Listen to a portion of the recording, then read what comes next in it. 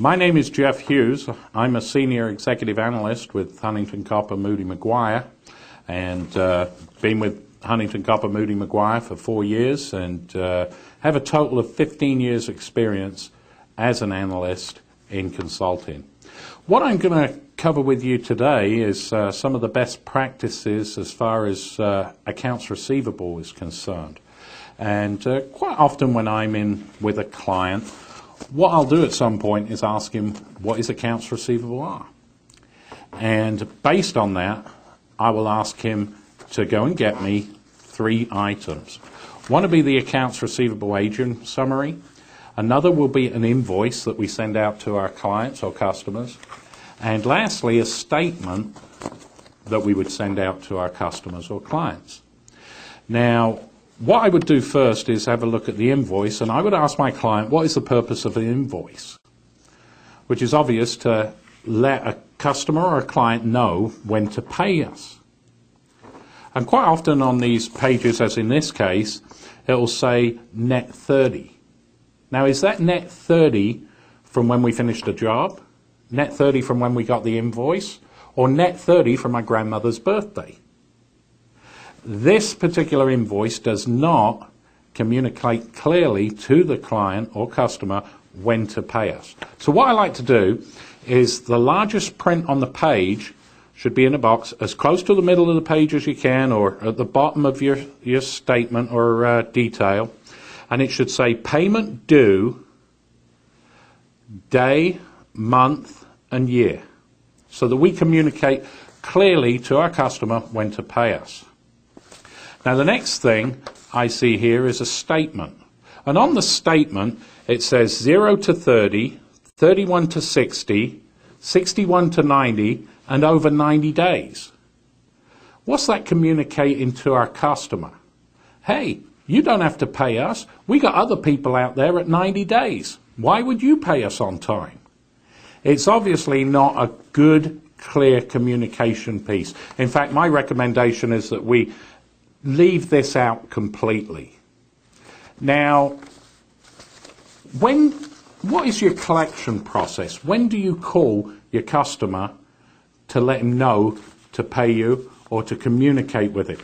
And most customers will say, oh, we'll call them after 45 days. We'll call them after 60 days. Okay? If you want to be paid in 30 days, we want to make that call at 28 days.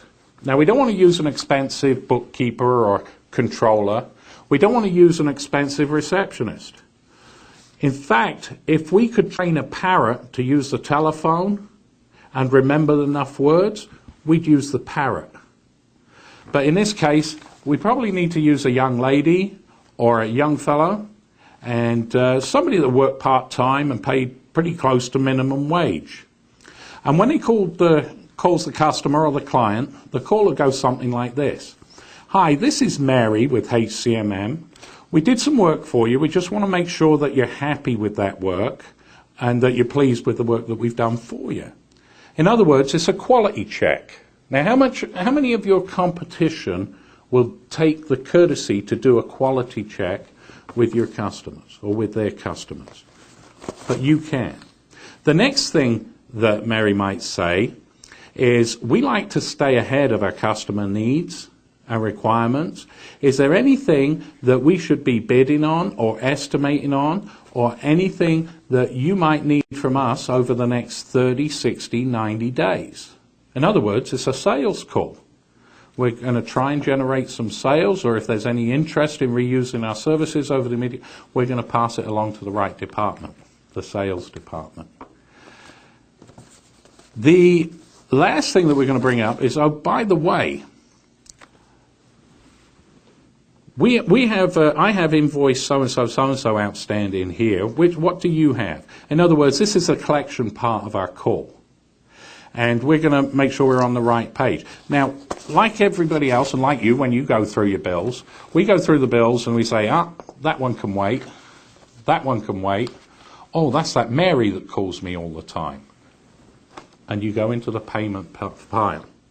Now, like you, they do business with everybody, the same people every month. Okay? So if they know Mary's going to be calling, guess what? They're always going to take care of Mary. And it's the squeaky wheel that gets the oil. Now, how important is this to you in your accounts receivable? If you're a $4 million business, okay, so 10 days in a $4 million business is $40,000 of usable cash. That has a direct impact on your cash flow, the money in your account.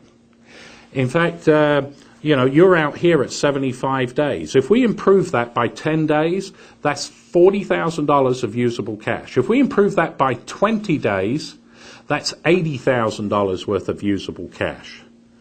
Now here you are at 75 days, and we're billing and trying to get paid in 30 days. That's an awful lot of money sitting out there. And I know where I'd like to see that money, and I know where you'd like to see that money too. Thank you for taking the time to watch this video. And at this time I'd like to just mention that accounts receivable and collections is only one area of your business that we might take a look at. We might take a look at other areas such as productivity, return on your labor dollar, efficiency in operations, effective costing controls, and many other areas of your business.